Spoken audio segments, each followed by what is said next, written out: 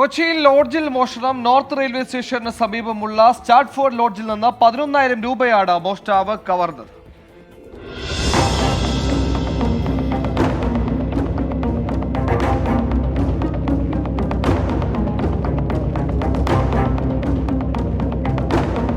ഇന്നലെ പുലർച്ചെ 5 മണിയോടെയാണ് മോഷണം നടന്നത്.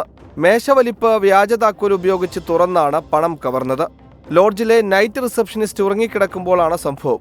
ബുക്കിംഗ് കഴിഞ്ഞതിനാൽ റിസപ്ഷനിസ്റ്റ് പണം സൂക്ഷിച്ചിരുന്ന മേശ പൂട്ടി താക്കോൽ കയ്യിൽ സൂക്ഷിച്ചിരുന്നു.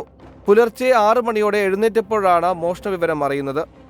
രാത്രിയിൽ ഇന്നലെ റൂമൊക്കെ ഫുള്ളായതുകൊണ്ട് ഞാനൊരു 4 മണി ആയപ്പോൾ ഒന്ന് ചെറുതായിട്ട് മയങ്ങി.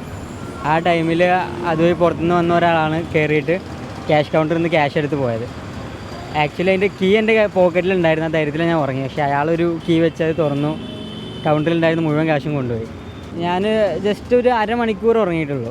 അത് അറിയാതെ ഉറങ്ങിപ്പോയതാണ്. അരമണിക്കൂറിൻ്റെ ഇടയ്ക്കാണ് പോയത്. ഞാൻ എണീച്ച് പിന്നീട് കൗണ്ടറിൽ വന്ന് നോക്കിയപ്പോഴാണ് കണ്ടത് വേറെ കീ അതും ഇരിക്കുന്നത് കണ്ട്. അപ്പോൾ എനിക്ക് ഉറപ്പായി മോഷ്ടിച്ചിട്ടുണ്ടെന്ന്. CCTVയിൽ കറക്റ്റ് ആളുടെ മുഖം പതിഞ്ഞിട്ടുണ്ട്. കറക്റ്റ് കയറി വരുന്നതും മെല്ലെ ഡോറ് തുറന്ന് കയറി വരുന്നതും എല്ലാം ഉണ്ട്. എത്ര രൂപയാണ് നഷ്ടപ്പെട്ടത്? 17,650. 18,000 രൂപയുടെ അടുത്ത്. എൻ്റെ ഏകദേശം ഒരു മാസം സാലറി. പണം കവർന്ന ആളുടെ ദൃശ്യം CCTVയിൽ പതിഞ്ഞിട്ടുണ്ട്. എറണാകുളം ടൗൺ പോലീസ് അന്വേഷണം തുടങ്ങി. കാസർഗോഡ് സ്വദേശിയുടെ ഉടമസ്ഥതയിലുള്ളതാണ് ലോഡ്ജ്. 24 കൊച്ചി.